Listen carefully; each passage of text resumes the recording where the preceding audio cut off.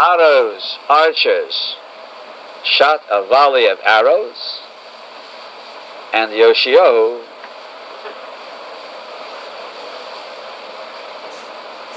fell,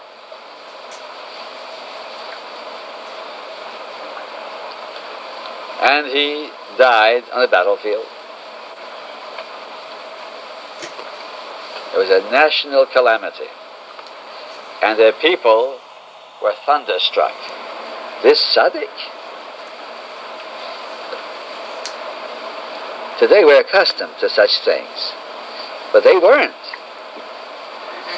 That's why when the 10 tribes went into captivity in Ashur, we have to realize the tremendous impact of this tragedy. Although the prophets had foretold, the prophets had said to the 10 tribes, if you don't change your ways, then calamity will come upon you. Still, they couldn't believe that HaKadosh Baruch Hu would let his people, the 10 tribes were also his people, they weren't so good, but they were his people. They couldn't believe that his people would fall into the hands of idol worshippers. When it finally happened, they were overwhelmed. They were terribly embittered and disillusioned. Now we can pass through Chas v'Sholem. We passed through great calamities, and we can still remain idealists because we are accustomed to it. But in those days, when there was no Hester upon him, Hashem didn't hide himself. It was a tragedy that confused the entire people.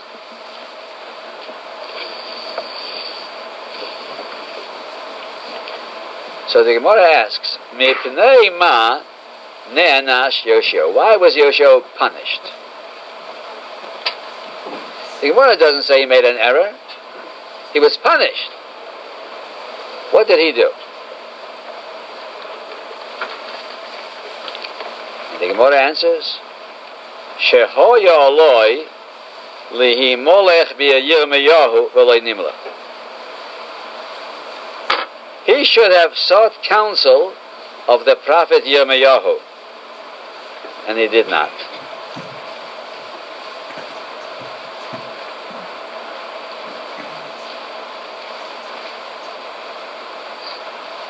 Now Yoshiyahu, when he acted, it was on good authority.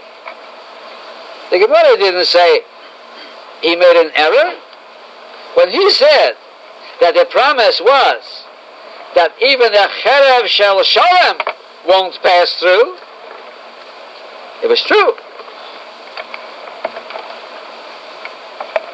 His judgment was correct, but he was punished for a certain sin. What was the sin? He neglected to consult the Navi Yirmiyahu.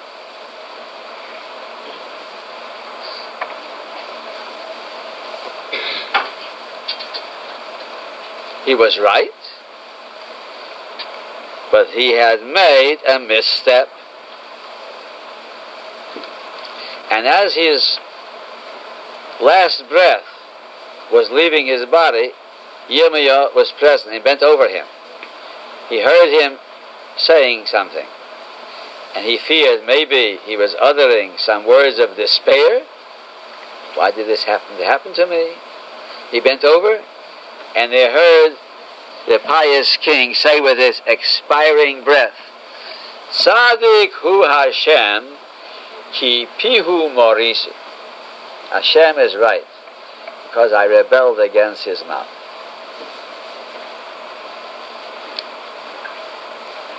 Man can be right, and very right, but if he had opportunity to consult the Torah leader, then that in itself is the most serious misstep.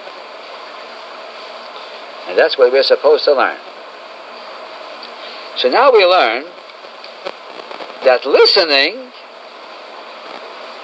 does not mean merely to sit and wait for someone to tell you and then to obey.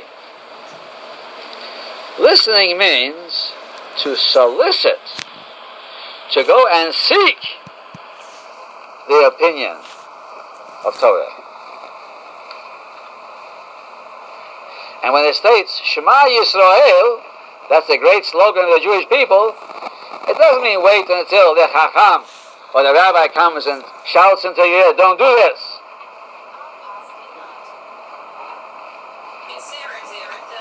Or even when by the expression on his face you see he disapproves. No. Listen.